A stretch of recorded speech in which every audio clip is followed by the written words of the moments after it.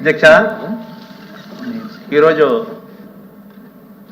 మరి ఈ సభలో శాసనమండలిలో మీరు ఉపసభాపతిగా ఏకగ్రీవంగా ఎన్నికైన సందర్భంగా మనస్ఫూర్తిగా మిమ్మల్ని అభినందిస్తూ, ఈ సభా సాంప్రదాయాలు అనేటువంటివి చాలా విలువలతో కూడుకున్నటువంటి సాంప్రదాయాలు. ఈ సాంప్రదాయాలని ముందుకు కొనసాగించాలి. ఈరోజు జరుగుతున్నటువంటి సాంప్రదాయాలు కాదు. ఏదైతే అధికార పార్టీ మాకు ప్రజలు అధికారం ఇచ్చారని చెప్పి అహంకారంతో ప్రవర్తిస్తున్నటువంటి సాంప్రదాయాలు కాదు.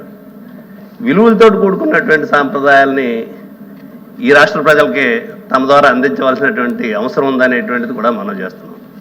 ఇక్కడ ఈ సభలో చర్చించవలసింది పార్టీల పరంగా మాకు ప్రజలు అధికారం ఇచ్చారనేటువంటి అహంకారంతో మాట్లాడేటువంటి విధానాలు కాదు మేము అడిగింది.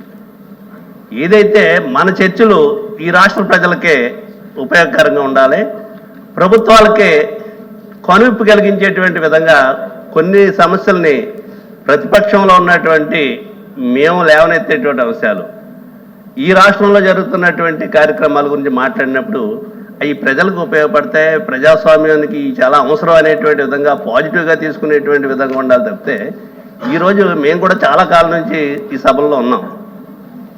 ఈరోజు ఒక్కళ్ళు కూడా లేకుండా, గతంలో ఎప్పుడూ కూడా ఈ రకమైనటువంటి సాంప్రదాయాలు లేవు. రెండు పార్టీల్లో ఉన్నటువంటి నాయకులందరూ కూడా ప్రతిపక్షం పాలకపక్షం రెండు పక్షాలు తీసుకెళ్ళి ఈ గౌరవంగా మిమ్మల్ని అక్కడ కూర్చోబెట్టేటువంటి సాంప్రదాయాలు గతంలో ఏ ప్రభుత్వాలు ఉన్నప్పటికీ కూడా జరిగేటువంటి సాంప్రదాయాలు. వాటికి తూట్లు పొడుస్తూ వీళ్ళు పైగా బొక్కులు తీసుకుని దీంట్లో ఉన్నటువంటి లాలో చట్టాలో వీటి గురించి మాట్లాడతారు. అంటే చెప్పడానికైనా మీకు ఆచరించడం అనేటువంటిది ఉన్నదా మీకు అనేటువంటిది రాష్ట్ర ప్రజలు గమనిస్తున్నారు. ఎందుకంటే అనేక సందర్భాలుగా చూసాం. మాట్లాడేటువంటి భాష, విలువలు అనేటువంటి వీటి గురించి కూడా మాట్లాడుతుంటారు. ఇక్కడ ఏం మాట్లాడుతున్నాం, ఏ విధమైన భాష మాట్లాడుతున్నాం, ప్రజలు ఏ విధంగా దీన్ని తీసుకుంటారు అనేటువంటి వాటి గురించి ఏమాత్రం పట్టించుకోక నిస్సిగ్గా మాట్లాడుతూ మాకేదో ప్రజలు అధికారం ఇచ్చారు తప్పితే అహంకారం ఇవ్వలేదు. అహంకారం మీరు తెచ్చుకున్నది.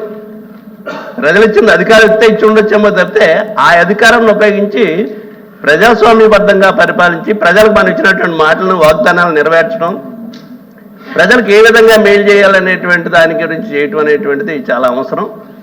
ఇది ఈ చరిత్రలో మరి వాళ్ళ చరిత్రహీనులుగా మిగిలిపోయేటువంటి రోజు ఇది అనేటువంటిది ఈ సభలో ఈ సందర్భంగా మీకు తెలియపరుస్తూ, మరొకసారి ఆ చైర్లో కూర్చున్నటువంటి మీకు పార్టీలకు అతీతంగా మీరు ఏదైతే అక్కడ కూర్చున్నారో పార్టీతో సంబంధం లేదు. మీకు పార్టీతో సంబంధం లేకుండా ఇక్కడ జరిగేటువంటి చర్చలు ప్రజాస్వామ్యబద్ధంగా జరగాలి.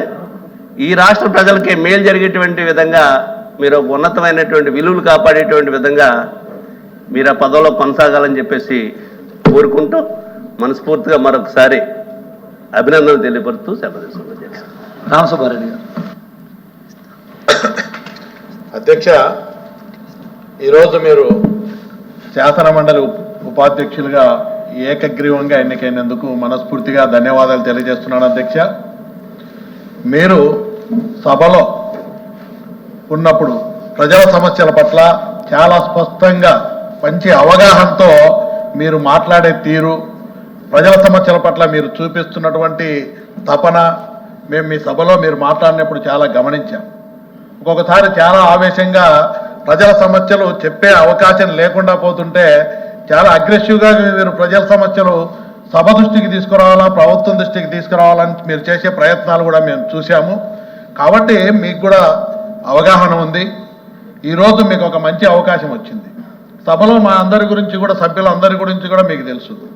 ఈ సభలో మొట్టమొదటిసారి మన ఎల్ఓపి గారు చెప్పినట్టు ప్రభుత్వం తాలూకు సంబంధించినటువంటి మంత్రులు కానీ గౌరవ సభ్యులు ఇలాంటి సమయంలో అందరం కూడా కలిసికట్టుగా సభా సాంప్రదాయాలను పాటించాల్సిన సమయంలో మీరు ఏకగ్రీవంగా ఎన్నికైన సందర్భంగా వాళ్ళు లేకుండా పోవడం అనేది ఇది చరిత్రలో నిలిచిపోతుంది. అధ్యక్ష, ఇంతకుముందే గౌరవ సభ్యులు ఉన్నతమైన స్థానంలో ఉన్నటువంటి స్పీకర్గా పనిచేశారు. ఆయన సభలో జరిగే సాంప్రదాయాలను పాటించాలని ఇప్పుడే మీరు మీ ఎన్నిక కంటే ముందే ఆయన సభా సాంప్రదాయాలు పాటించాలని చెప్పి అక్కడ ఉన్నటువంటి రూల్స్ను చదువుతూ సభకు ఉద్దేశించి స్పీకర్ గారు చైర్మన్ గారిని ఉద్దేశించి చెప్పడం చూసాం. కానీ 5 నిమిషాలు కూడా కాలేదు, వెంటనే ఆ సాంప్రదాయాలు పాటించకుండా ఏదైతే ఆయన సభా సాంప్రదాయాల గురించి చెప్పారో అవి పాటించకుండా ఈరోజు సభలో లేకుండా పోవడం అనేది ఎంతవరకు సమంజసమో వాళ్ళే ఆలోచన చేయాలా. ఇలాంటి పరిస్థితి లేకుండా సభా సాంప్రదాయాలను పాటిస్తూ మేము ముఖ్యంగా మిమ్మల్ని కోరేది ఒకటే, ప్రజల యొక్క సమస్యలు ఏ విధంగా ఉంటాయి, మీకు ఫీల్డ్ మీద చాలా కాలం నుంచి రాజకీయాల్లో పనిచేస్తున్నారు, వివిధ హోదాల్లో పార్టీ పరంగా అయితేనేమి బాధ్యతలు కూడా నిర్వహించారు. ప్రజల యొక్క సమస్యలు మీకు బాగా తెలుసు. ఆ ప్రజా సమస్యలు ఈరోజు కూటమి ప్రభుత్వం చూస్తూ ఉంటే ప్రజల సమస్యలను బుల్డోజ్ చేసుకుంటా సమస్యలు ఉన్నాయని చెప్పే అవకాశం కూడా లేకుండా ఈరోజు డిఎస్సి మీద అవకతవకలు జరిగినాయి, చర్చ జరగాలని చెప్తే బుల్డోజ్ చేసుకుంటూ ప్రజల యొక్క తప్పు జరగచ్చు అధ్యక్ష, దాన్ని సరిదిద్దుకునే ప్రయత్నం చేయాలి తప్ప ఈ విధంగా మభ్యపెట్టి ప్రజలను మోసం చేసే విధంగా కార్యక్రమాలు జరుగుతూ ఉన్నాయి.